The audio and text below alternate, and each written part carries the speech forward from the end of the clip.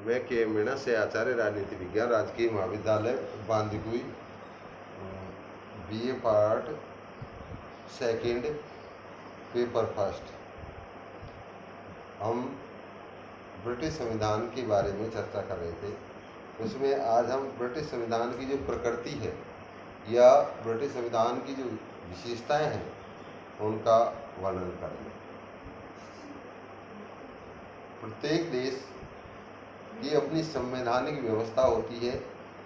परिस्थितियों के परिणाम स्वरूप ये व्यवस्था भिन्न भिन्न होती है।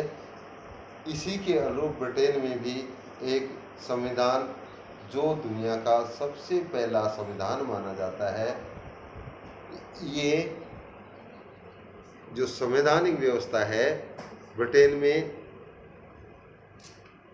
एक व्यवस्था के रूप में देखने को मिलती है।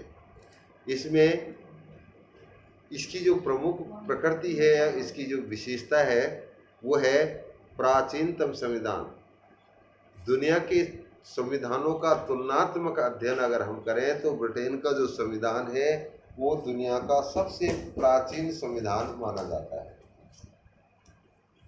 जब अन्य देशों में संविधान नाम की कोई कॉन्सेप्ट नहीं थी तो उस समय 9वीं सदी के आसपास ब्रिटेन में जो राजतंत्री शासन व्यवस्था थी उसके भी कुछ वैधानिक प्रावधान थे, इसलिए ये दुनिया का सबसे प्राचीन संविधान माना जाता है।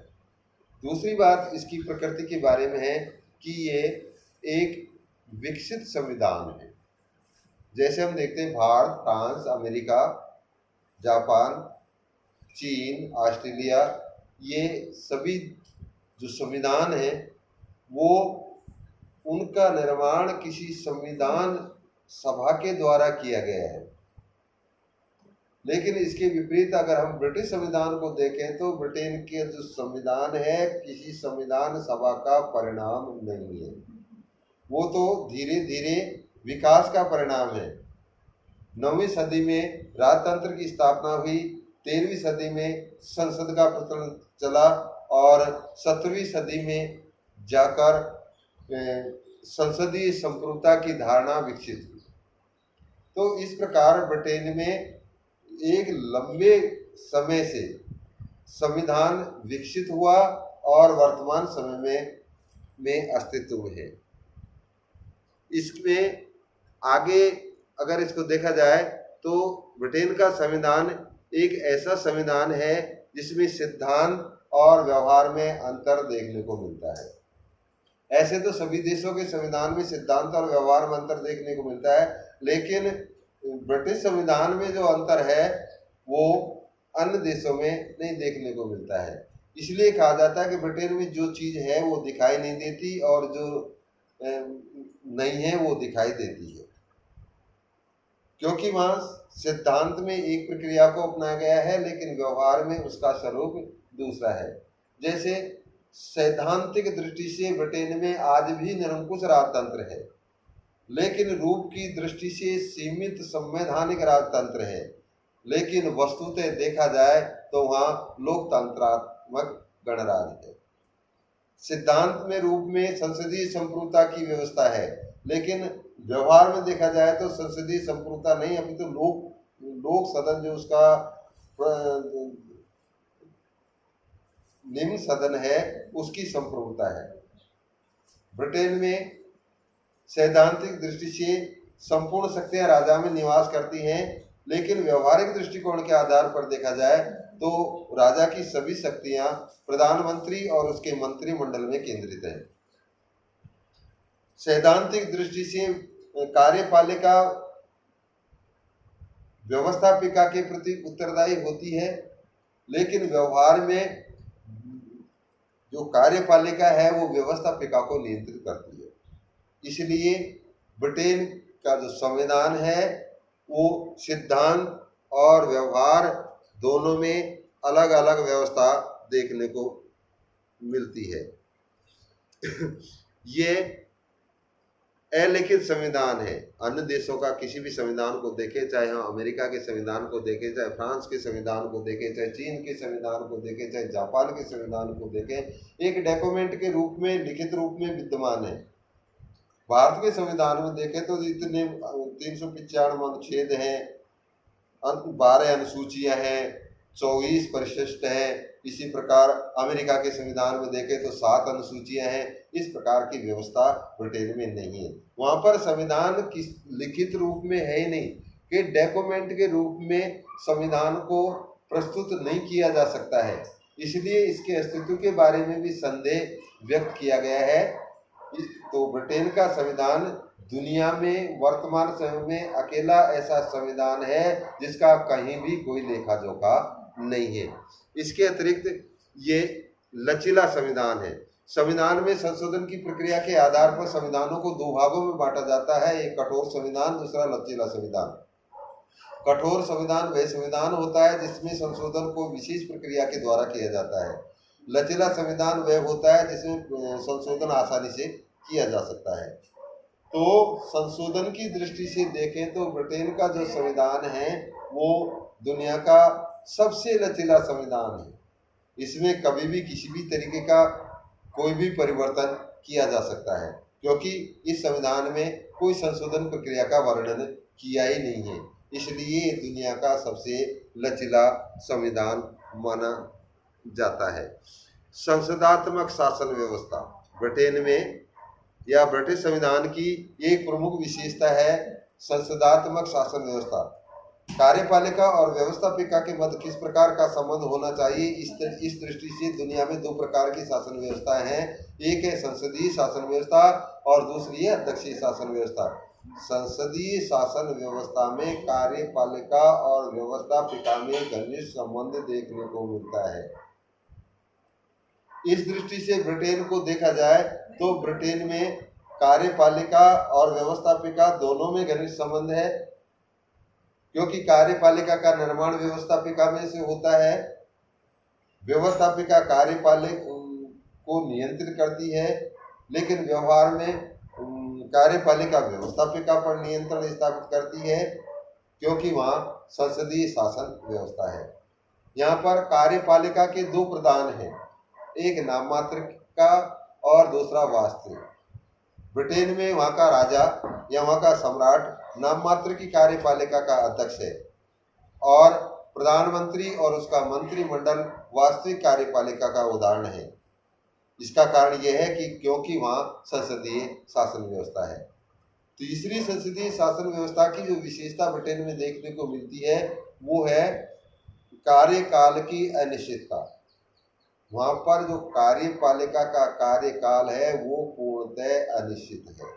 ऐसे तो कार्यपालिका का गठन 5 साल के लिए किया जा सकता है, लेकिन प्रधानमंत्री और उसका मंत्रिमंडल तब तक कार्य करता है जब तक लोक सदन में उसको बहुमत प्राप्त है, और जो ही वो कभी भी अविश्वास का प्रस्ताव पास करके प्रधानमंत्री सहित संपूर्ण मंत्रिमंडल को पद से हटाया जा सकता है। इसलिए ब्रिटेन में संसदीय शासन व्यवस्था है, और संसदीय शासन व्यवस्था इसलिए है क्योंकि वहाँ का कार्यपालिका का जो कार्यकाल है वो अनिश्चित होता है। संसद की संप्रभुता ब्रिटेन में संसद सर्वोच्च है। प्राचीन समय में जब दोनों सदन थे, राज्यसभा और लोक सदन, तो दोनों को समान शक्तियां प्राप्त थी। लेकिन ब्रिटेन में जो जो राजतंत्र से प्रजातंत्र का विकास हुआ तो इसकी शक्तियां, राज्यसभा की जो शक्तियां हैं लोक सदन में आ गई। इसलिए जब वर्तमान समय हम संसद की संप्रभुता की बात करते हैं तो वहां पर लोक सदन की संप्रभुता का अर्थ होता है।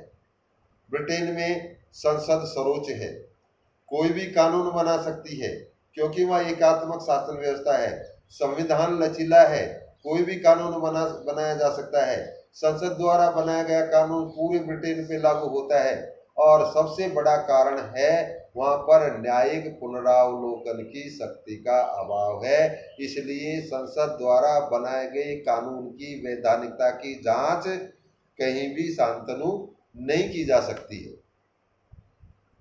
इसलिए ये कोई भी कानून बना सकती है, ये किसी भी कानून को रद्द कर सकती है। इसके बारे में कहा गया कि सैद्धांतिक दृष्टि से ब्रिटिश संसद इतनी शक्तिशाली है कि किसी भी शिशु को प्रौढ़ करार दे सकती है,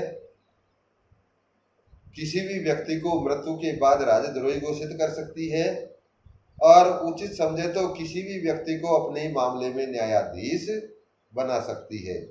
तो इससे अर्थ यह है कि ब्रिटेन का जो संविधान है, जिसमें संसद की संपूर्णता की अवधारणा को स्पष्ट किया गया है। एकात्मक शासन व्यवस्था, ब्रिटेन में एकात्मक शासन व्यवस्था है। शक्ति विभाजन के आधार पर शासन व्यवस्था दो प्रकार की होती है, एक संघात्मक जिसमें शक्तियों का विभाजन किया जाता है, दूसरी एकात्मक जिसमें शक्तियां केवल केंद्र सरकार के हाथ में ही होती हैं। राज्यों की जो इकाइयां होती है उनको कोई शक्ति नहीं दी जाती है। इस दृष्टि से देखा जाए ब्रिटेन के संविधान को, तो वहाँ एकात्मक शासन व्यवस्था है, क्योंकि वहाँ शक्तियों का विभाजन किया ही नहीं है। इसके अतिरिक्त विधि का शासन, ब्रिटेन में शासन संचालन का आधार है विधि या कानून। किसी व्यक्ति विशेष की इच्छा के आधार पर शासन व्यवस्था का संचालन नहीं किया जाता है। वहां पर विधि की सर्वोच्चता के सिद्धांत को स्वीकार कर लिया गया है। विधि ही सर्वोच्च है, विधि की दृष्टि से सब समान है। कानून का शासन जो अन्य देशों में अपनाया गया है वो ब्रिटेन की देन मानी जाती है, क्योंकि ब्रिटेन में विधि की शासन को अपनाया गया है। इस जो ब्रिटिश संविधान है उसमें मौलिक अधिकारों का अभाव है। कोई घोषणा पत्र नहीं है, कोई अधिकार पत्र नहीं है, लेकिन इसका अर्थ यह नहीं है कि ब्रिटेन में कोई नागरिकों को मौलिक अधिकार ही नहीं हो। वहाँ के नागरिकों को अन्य देशों में जहाँ पर मौलिक अधिकारों का चार्टर प्रदान किया गया है, उसी के समान वहाँ के नागरिक स्वतंत्र हैं। वहाँ के नागरिकों को अधिकार दिए गए हैं, बोलने की स्वतंत्रता है, भाषण की स्वतंत्रता है, विचार अभिव्यक्ति की स्वतंत्रता है, संपत्ति का अधिकार है, प्रशासनिक प्रक्रिया में भाग लेने का अधिकार है। दुनिया भर में जितने भी अधिकार हैं वो ब्रिटेन में देखने को मिलते हैं, लेकिन कोई अधिकार या घोषणा पत्र अधिकारों के संबंध में नहीं है। जैसा कि भारत के संविधान के भाग 3 में अनुच्छेद 14 से 36 तक मौलिक अधिकारों का वर्णन किया गया है, इस तरीके की व्यवस्था ब्रिटेन में नहीं है। तो वो ब्रिटिश संविधान है, उसमें अधिकार पत्र का तो अभाव है, लेकिन फिर भी नागरिकों को पूरे मौलिक अधिकार प्राप्त है। धर्मनिरपेक्षता, धर्म के आधार पर शासन व्यवस्था या तो धर्माधिकारी शासन व्यवस्था होती है या धर्म निरपेक्ष शासन व्यवस्था होती है। इस दृष्टि से ब्रिटेन का जो संविधान को अगर हम देखें तो वहाँ पर धर्मनिरपेक्षता है। सभी धर्मों को समान रूप से देखा जा सकता है, धार्मिक आधार पर भेदभाव नहीं किया जा सकता है। धर्म को व्यक्ति का व्यक्तिगत विषय का क्षेत्र माना गया है। कोई व्यक्ति कोई भी धर्म माने, किसी धर्म को छोड़े, कोई भी धर्म को ग्रहण करे, क्योंकि वहाँ के संविधान में धर्मनिरपेक्षता के सिद्धांत को अपना लिया गया है। मिश्रित शासन व्यवस्था ब्रिटिश संविधान की एक अनूठी विशेषता है। यहाँ 3 तरीके की शासन व्यवस्था देखने को मिलती है। 3 तरीके की शासन व्यवस्थाएं हैं ब्रिटेन में, एक साथ 3 तरीके की शासन व्यवस्था। एक है वहाँ पर राजतंत्र भी है, वहाँ पर कुलीन तंत्र भी है, और वहाँ पर लोकतंत्र भी है। राजतंत्र का प्रतीक वहाँ का सम्राट है, कुलीन तंत्र का प्रतिनिधित्व करती है वहाँ की लाड़ सभा, और लोकतंत्र का प्रतिनिधित्व करती है वहाँ की लोक सदन। इसलिए वहाँ 3 प्रकार की शासन व्यवस्था का सम्मिश्रण देखने को मिलता है। सीमित रूप में शक्ति विभाजन का सिद्धांत, शक्तियों का विभाजन, सरकार के 3 अंग, कार्यपालिका, व्यवस्थापिका, न्यायपालिका। इनमें जैसे संयुक्त राज्य अमेरिका में शक्ति पृथक्करण कर दिया गया है, कार्यपालिका का काम बता दिया गया है, व्यवस्थापिका का काम बता दिया गया है, न्यायपालिका का काम बता दिया है। तो इस प्रकार से ब्रिटिश संविधान में ये व्यवस्था तो नहीं है, लेकिन इसका अर्थ ये नहीं है कि वहाँ शक्तियों का केंद्रीकरण हो। शक्तियों का विभाजन कार्यपालिका, व्यवस्थापिका और न्यायपालिका में कर दिया गया है। इसलिए कार्यपालिका का काम होता है प्रशासन का संचालन करना, व्यवस्थापिका का काम होता है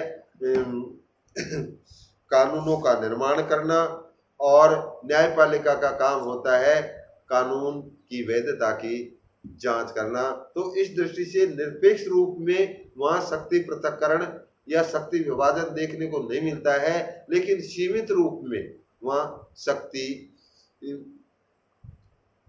विभाजन का सिद्धांत देखने को मिलता है। और इसी प्रकार न्यायपालिका की जो स्वतंत्रता है उसकी संवैधानिक व्यवस्था भी ब्रिटेन के संविधान में की है। नमस्कार।